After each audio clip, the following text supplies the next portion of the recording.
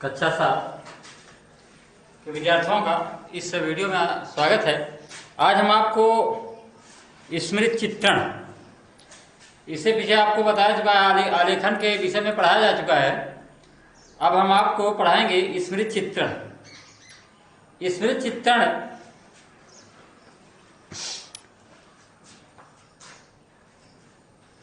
हम अपने दैनिक जीवन में अनेक वस्तुएं देखते हैं और उन्हें पहचानते हैं। ये वस्तुएं हमारे मस्तिष्क में एक फोटो के रूप में सुरक्षित हो जाती हैं।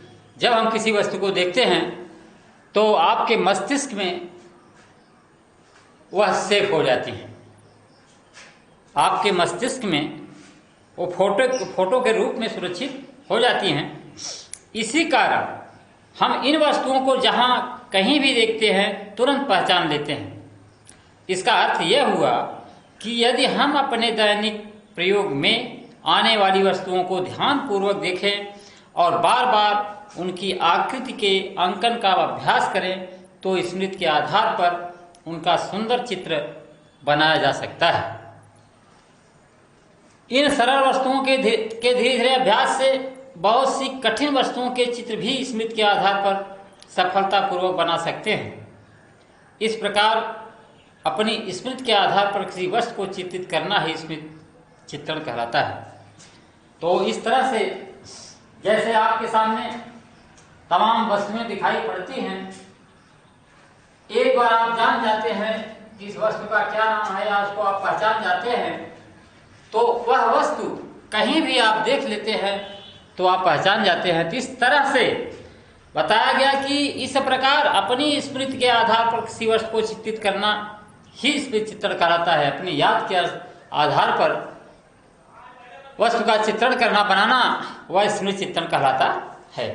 तो स्मृति चित्रण ये हो गया आपका, इसमें तमाम घरेलू सामान, साग सब्जी आदि आ सकते हैं। तो उसके बाद आपका है एक प्राकृतिक दृश्य चित्रण। प्राकृतिक दृश्य चित्रण तो अपने आसपास ईश्वर द्वारा सृजित प्रकृति को कागज पर चित्रित करना ही प्राकृतिक दृश्य चित्रण कहलाता है। अपने आसपास ईश्वर द्वारा सृजित, ईश्वर द्वारा बनाया गया, सृजन किया गया जो चीज, जो वस्तु या जो क्षेत्र, उसको चित्रित करना प्राकृतिक दृश्य चित्रण कहलाता है। प्राकृतिक दृश्य चित्रण कहलाता है। तो पृथ्वी पर विद्यमान सुंदर प्राकृतिक दृश्यों से मोहित होकर ही चित्रकार प्राकृतिक चित्रण करता है। जो प्रकृति को देखता है उस पर मोहित हो जाता है और उसको उसके चित्र को बनाना शुरू करता है, उसके चित्र को बनाना शुरू करता है। तो इस तरह से ये हो गया आपका प्राकृतिक दृश्य चित्रण। इसमें गांव का चित्रण, पेड़ पौधे, पहाड़ आदि, सूर्योदय सूर्यास्त आदि तमाम प्राकृतिक दृश्य चित्रण बनाए जाते हैं। उसके बाद आपका है पोस्टर चित्रण। पोस्टर चित्रण में किसी वस्तु के प्रचार के लिए जो चित्र बनाए जाते हैं उन्हें पोस्टर या विज्ञापन चित्रण कहते हैं। वर्तमान युग में प्रचार का अत्यधिक महत्व है। पोस्टर प्रचार का एक सफल माध्यम है। एक सफल पोस्टर चित्रण के लिए उसका शीर्षक कम शब्दों में तथा सुंदर अक्षरों में लिखा होना चाहिए, जो कि आसानी से पढ़ा जा सके। भड़कीले रंगों का अधिक प्रयोग करना चाहिए। विज्ञापन चित्रण सीखने के लिए बाजारों, चौराहों, बस स्टेशनों तथा अन्य सार्वजनिक स्थानों पर लगे पोस्टरों को ध्यान से देखिए। अगर आपको सीखना है तो उसी तरह से लिखने का प्रयास करिए। तो उसके बाद है कार्टून चित्रण। पहला तो आपने देखा स्मृति, दूसरा प्राकृतिक दृश्य चित्रण, तीसरा कार्टून चित्रण। तो कार्टून चित्रण में, कार्टून चित्रण एक आनंद का विषय है।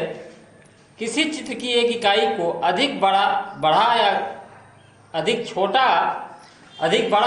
छोटा कर देने से उसकी स्वाभाविक समाप्त हो जाती है।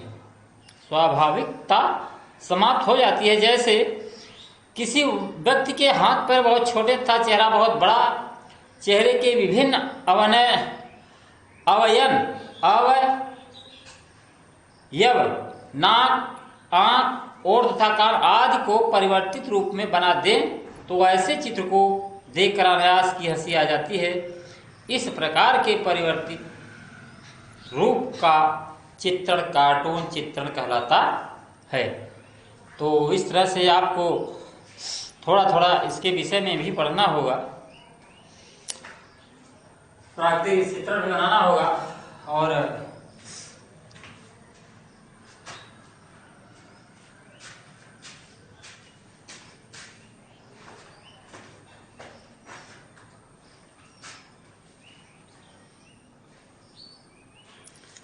इसके आगे आप देख लें, चित्रण करने से पहले कुछ आवश्यक तैयारियां होती हैं, उसके विषय में सुने। देखिए भाई, कोई भी चित्र बनाने के लिए चित्रकार के लिए जो आवश्यक वस्तुएं होती हैं उसके लिए या जो तैयारियां होती है उसके विषय में यहाँ पर बताया गया है। रंग भरने से पूर्व ब्रशों के उचित प्रयोग का ध्यान रखना चाहिए। छोटे स्थानों के लिए एक छोटे से एक या 2 नंबर तथा बड़े स्थान के लिए 3 या 4 नंबर के ब्रश का प्रयोग करना चाहिए। पृष्ठभूमि के लिए 8 या 9 नंबर के ब्रश का प्रयोग करना अच्छा होता है। रंग भरते समय ब्रश की नोक को मैचिंग प्लेट पर चलाकर ठीक कर लेना चाहिए, क्योंकि सही नोक वाले ब्रश से आलेखन में रंग भरने से रंग भरना अच्छा होता है। उसके बाद तैयारी में आप देखें, ब्रश में कभी कभी अधिक रंग लग जाता है। ब्रश में कभी कभी अधिक रंग लग जाता है, अतः ब्रश की नोक को सूती कपड़े की तह से छुपाने पर उसमें से अधिक रंग सोख लिया जाता है। और एक और देख लें, चित्रण कार्य का आरंभ करने से पूर्व चित्रण सामग्री और हाथों को साफ करना अति आवश्यक होता है, अन्यथा अस्वच्छ सामग्री या हाथ चित्रण को गंदा कर देते हैं।